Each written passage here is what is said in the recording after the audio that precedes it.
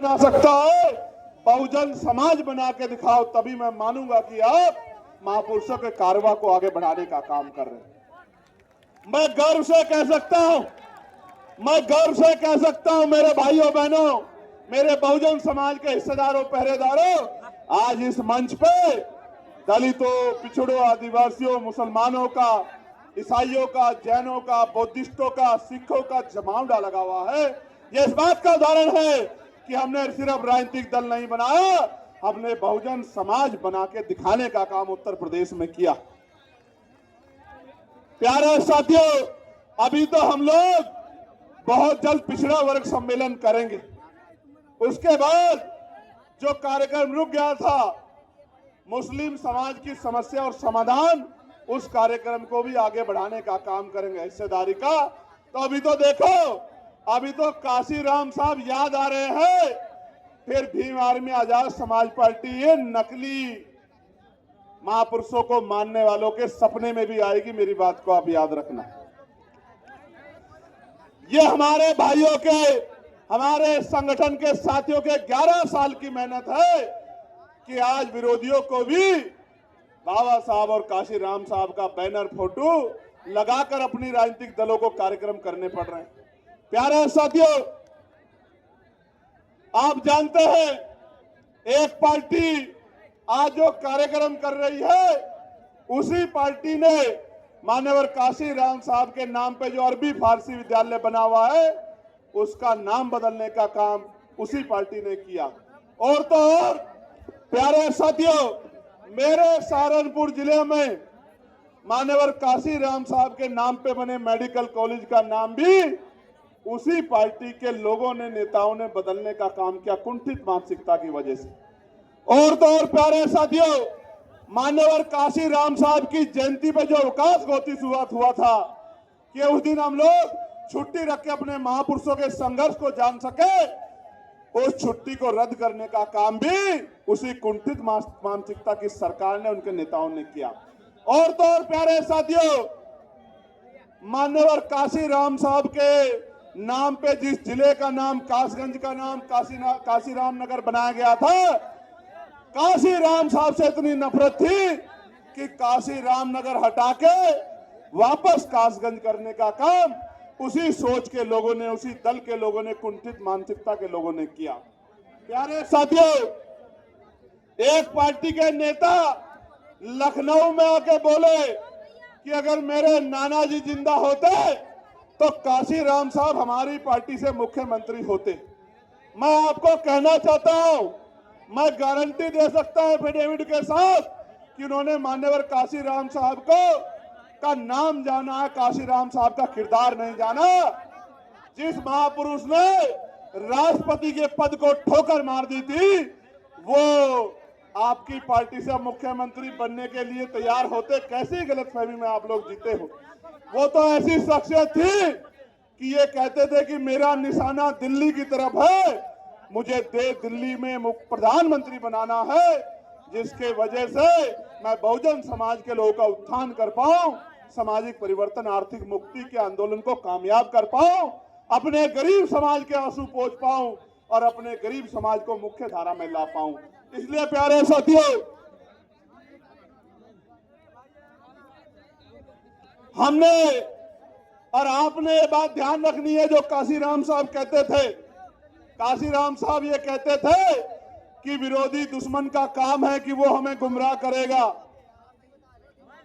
जब वो हमें गुमराह करेगा तो हमारा भी काम है कि उसका काम है हमें गुमराह करना, और हमारा काम है ना गुमराह होना, ना अपने लोगों को गुमराह होने देना।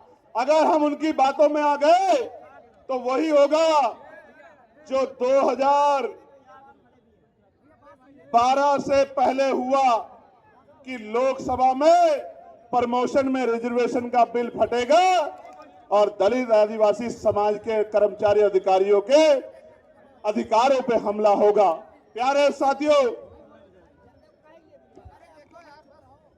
ये दल उस दिन कहा थे जब एक बाबा ये कह रहा था कि मरे मुलायम काशीराम, प्रेम से बोलो ये कहां थे उस दिन? अगर ये वास्तविकता में मान्यवर काशीराम साहब और मुलायम सिंह जी को भी दिल से मानते तो ये उस दिन सड़कों पे आके आंदोलन करते कि हमारे महापुरुषों का अपमान नहीं सहेंगे।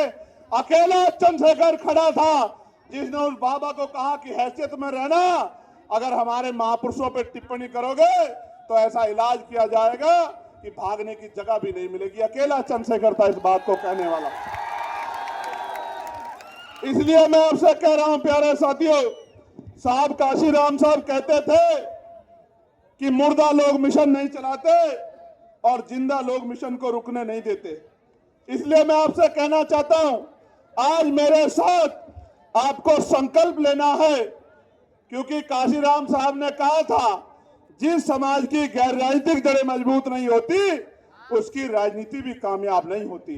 हमें अपनी सामाजिक जड़ें मजबूत करनी है, हमें बहुजन समाज में भाईचारा पैदा करना है और राजनीतिक शक्ति हासिल करनी है। और जिस दिन राजनीतिक शक्ति हमारे पास होगी फिर हम पे जुल्म जाति अन्य अत्याचार कोई नहीं कर पाएगा। प्यारे साथियों, ये लड़ाई राजपाट की है। हमारा राजपाट मुट्ठी भर लोगों ने छीना हुआ है, हमें राजपाट वापस लेना है। तो राजपाट की लड़ाई को हमें किसी की मेहरबानी पर नहीं, ये राजपाट किसी की मेहरबानी पर नहीं मिलेगा, ये अपील करने से भी नहीं मिलेगा। इसके लिए हमें शक्ति बनानी होगी और शक्ति बनाकर ही हम राजपाट ले पाएंगे। और जब राजपाट ले लेंगे तो याद रखो मेरी बात को, जिस दिन राजपाट होगा उसी दिन महापुरुषों का अधूरा सपना भी भारत में पूरा होने का काम होगा। प्यारे साथियों, अभी 2 दिन पहले आपने देखा होगा लोकसभा में आदरणीय वित्त मंत्री जी निर्मला सीतारमण जी ने जब मेरी लोकसभा के उठाए सवालों पे जवाब दिया तो उन्होंने मेरे बारे में कुछ टिप्पणी की। हालांकि वो टिप्पणी आपके संघर्ष को सम्मान देने की टिप्पणी थी, कोई क्रिटिसाइज करने की टिप्पणी नहीं थी, क्योंकि वो बड़ी हैं, मेरी मां के उम्र के बराबर हैं। बड़े सम्मान से मैं उनको ये कहना चाहता हूं कि उनके कहने के बाद मैंने महात्मा विदुर को पढ़ने का काम किया। महात्मा विदुर को मैंने पढ़ने का काम किया तो महात्मा विदुर के कुछ किस्से मुझे मिले। एक किस्सा मैं आपके सामने रखना चाहता हूं कि क्यों मैं महात्मा विदुर नहीं हो सकता। उसका कारण यह है कि एक बार महाकाव्य महाभारत में जब द्रौपदी का चीरहरण हो रहा था, दुर्योधन के इशारे पे दुशासन चीरहरण कर रहे थे, तो पूरी सभा बैठ के तमाशा देख रही थी। अकेले महात्मा विदुर ऐसे व्यक्ति थे, मैं उनके न्यायप्रियता की दाद दूंगा, जिन्होंने विरोध किया और दुर्योधन को चेतावनी दी कि दुर्योधन ये पाप मत करो, ये पाप आपकी राज्य की सत्ता को निस्ता नाबूद कर देगा। मैं इसलिए मानता हूं कि मैं और महात्मा विदुर में फर्क है, क्योंकि अगर मैं होता, बाबा साहब अम्बेडकर का अनुयायी अगर उस समय होता तो उस सभा में दुशासन की टांग पे टांग धर के चीर देता, लेकिन किसी बहन बेटी का अपमान नहीं होने देता। मैं चुप होके नहीं बैठता, मेरा जो होता तो होता, लेकिन मैं दुर्योधन और दुशासन की टांग पे टांग धर के चीर देता, लेकिन द्रौपदी का अपमान नहीं होने देता मेरे लोगों। ये फर्क है महात्मा विदुर में और मुझ में। जब मैंने उनको आगे पढ़ा तो मुझे पता लगा कि जब कौरवों और पांडवों में, महाकाव्य में जब मैंने पढ़ा कि कौरवों और पांडवों में जब बंटवारा होने लगा तो महात्मा विदुर ने प्रस्ताव दिया कि पांडवों को 5 गांव दे दो। दुर्योधन ने मना कर दिया, फिर युद्ध हुआ। आज भी ये युद्ध है। मैं भी आपके अधिकारों के लिए सत्ता से लड़ रहा हूं कि मेरे भाइयों को, मेरी मां को, मेरे बच्चों को, मेरे बुजुर्गों को, इन दलित, पिछड़े, आदिवासी, मुसलमानों को, 85% बहुजन समाज के लोगों को अधिकार दे दो। तो ये सरकारें देना नहीं चाहती। आज भी युद्ध होगा। उस समय युद्ध तलवार भालों से होता था, बंदूकों से होता था। आज का युद्ध बटन दबा के होगा, वोट की ताकत पे होगा, ये युद्ध होगा। और मैं विश्वास से कहता हूं 2027 का युद्ध हम लोग बटन दबा के वोट लेके, वोट इकट्ठा करके जीतने का काम करेंगे नहीं करेंगे बताओ। आपके लिए आपको याद होगा अभी यूजीसी पे गाइडलाइन आई, जिस तरह उस सभा में सब लोग चुपचाप बैठे थे, यूजीसी पे भी जो आपका नेता बनने का ढोंग करते हैं दलित पिछड़े समाज के नेता, उनमें से एक का मुंह नहीं खुला। पूरा मंच यहां गवाह है, बहुजन समाज की सब जातियों के लोग बैठे हो। बताओ यूजीसी की गाइडलाइन, जो हमारे पढ़ने वाले बच्चे जिनको हमने खून पसीना लगा के यूनिवर्सिटी में भेजा, उनके साथ जो अन्याय होता है, रोहित की जो हत्या हुई, पायल की जो हत्या हुई, उनकी हत्याओं को रोकने के लिए वो जब गाइडलाइन बनी तो आपके जो तथाकथित नेता अपने आप को जो आज जयंतियां भी मना रहे हैं, बताओ एक के मुंह से आवाज निकली क्या? ये भी उस सभा में बैठे उन्हीं नेताओं की तरह है जो द्रौपदी के चीरहरण पे आंख बंद करके बैठे थे। आपको किसके साथ खड़ा होना है, कौन आपकी लड़ाई लड़ सकता है, कौन चंद वोटों पे आपके साथ होने वाले अन्याय पे चुप्पी रख सकता है, इसको आपको समझना पड़ेगा कि लड़ेगा कौन और चुप्पी कौन रखेगा। प्यारे साथियों, एक बात और जानने को मिली कि महात्मा विदुर हस्तिनापुर राज्य के प्रधानमंत्री थे। मैं आज इस मंच से घोषणा करके कहता हूं, वो दिन दूर नहीं है जब आजाद समाज पार्टी के बैनर के तले बहुजन समाज का पहला प्रधानमंत्री, अंबेडकरवादी प्रधानमंत्री दिल्ली की कुर्सी पे बैठेगा। मेरी बात को आप याद रखें। और जिस दिन ये कार्य होगा उसी दिन मान्यवर साहब श्री काशीराम जी का अधूरा सपना भी पूरा होने का काम होगा।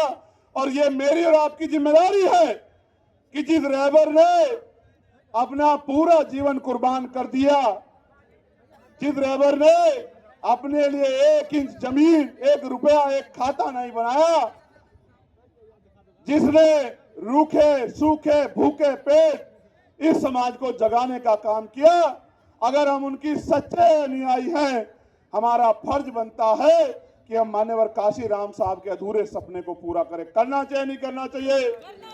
दोनों हाथ उठा के बताओ, करना चाहिए नहीं करना चाहिए? जो लोग इधर खड़े दोनों हाथ उठा के बताओ, करना चाहिए नहीं करना चाहिए? प्यारे साथियों, उत्तर प्रदेश के हालात खराब है। संभल में एक अधिकारी जो है तो जनसेवक, लेकिन भाषा भाजपा नेताओं की बोल रहे हैं।